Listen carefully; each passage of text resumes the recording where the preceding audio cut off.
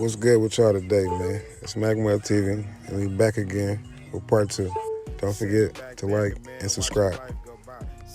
Today, we here to talk about the legend, the man, the big gangster, loveliveZo.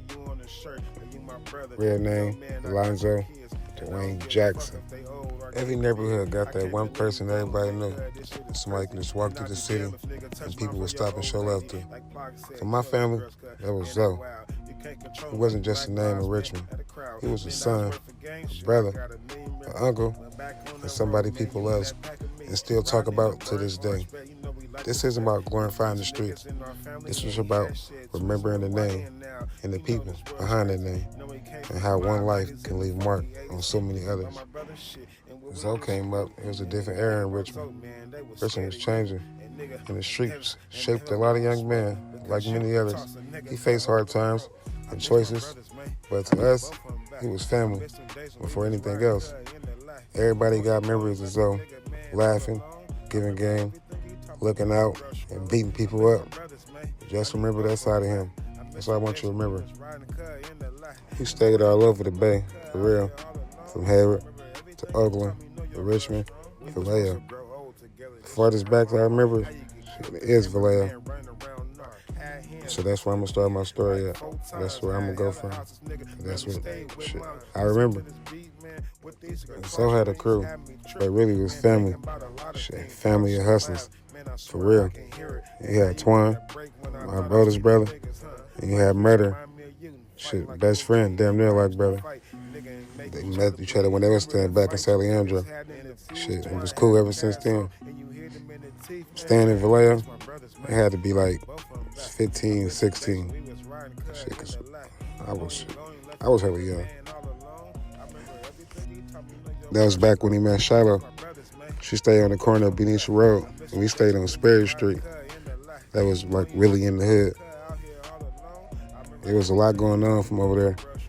I remember houses getting raided, taking Lines to jail, taking Chris to jail, taking Twine, Maul, whoever was there, Shiloh, they took everybody to jail. Vallejo was cool, but we didn't stay there long. Before moving out of Vallejo, he had a first son, Alonzo Jackson Jr. Everything was going good until one day, Shiloh, Alonzo's baby mother, was walking to the store, and some words was said from the guys from that neighborhood, from the Benicia area. She would go tell Alonzo these things, and of course, he'll react. Him, his brother Twine, this guy named Ern, and this other guy named Renee will all go at it. Alonzo and Renee ended up getting into a big fight over it. It got so hectic that it was going to be a 4-on-4 match with Ern and Twine. It got really crazy that day. Now, mind you, Zoe's big, buff, yoked, black nigga. Ain't too many really people was whipping him. So, after that, later on that night, we thought everything was good. Mom was gone, out doing her thing. Next thing you know, we sitting in the house, Boo went to the store, and the car pull up. No lights. Stop. Shots fired. They come straight up the house. And a short time after all this happened, his grandma ended up passing. And then he ended up moving to North Richmond. Being in Richmond was his home. It was more of his home. Went to school out there, family out there. Everything was best. Was just stay out there. Vallejo was in the past. Growing up in Richmond that time, there was a lot going on. But I don't think they were snatching no purses. Them boys was hustling. I'm talking about hustling. Every other week, they're going to the store to buy new Jordans.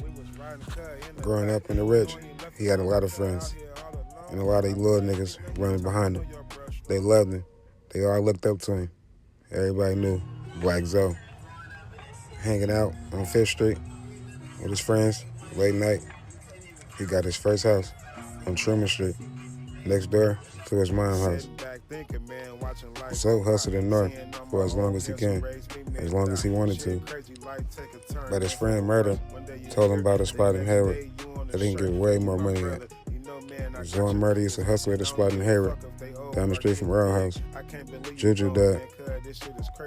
The spot was rolling. The money kept coming. It was nothing like Richmond, so they had to stay.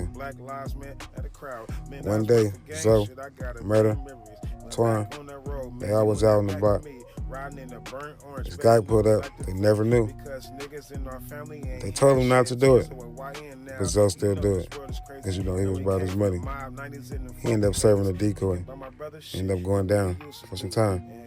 Zo would spend time in Santa Rita, and he also spent some time in San Quentin. Zo would get out of prison, and with 3 boys to raise, there wasn't no time to stop. And there wasn't no job given out to no parolee. So he did what he did best.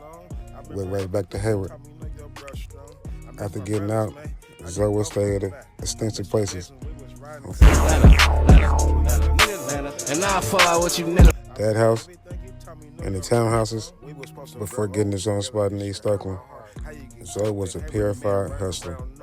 I swear, this man never had a job. I used to go to school in the morning, catching the BART from Oakland to Richmond. And he used to catch the BART from Oakland to Hayward. Literally, same time. Now that's dedication.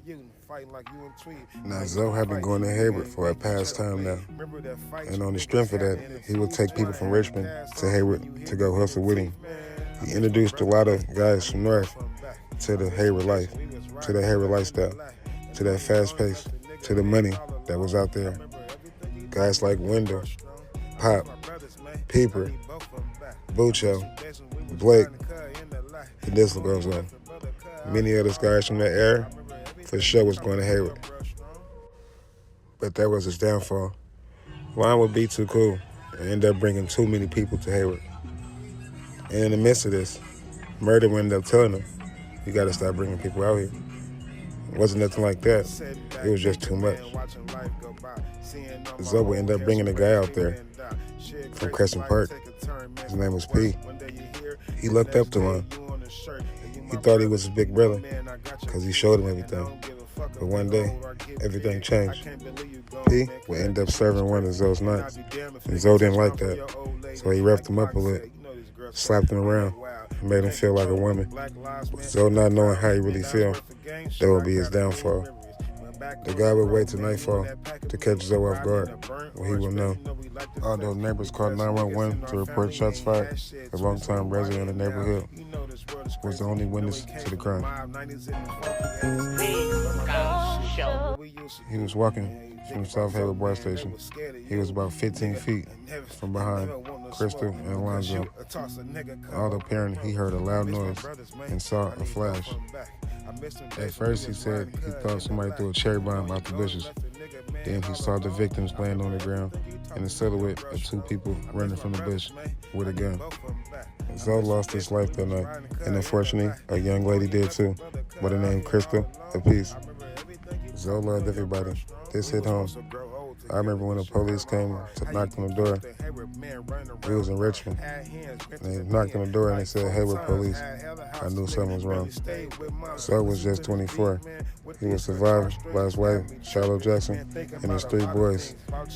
Now, even though this happened in Hayward, this is still Richmond. Zo was from Richmond. The person who did this from Richmond. It don't matter where you at. The Richmond is just follow you wherever you go. Now, as we close out this documentary, I want to thank everybody for watching and give a rest in peace to Alonzo, Dwayne Jackson, and Crystal Apiece. This is Magma TV. Thank y'all for watching Richmond Docuseries.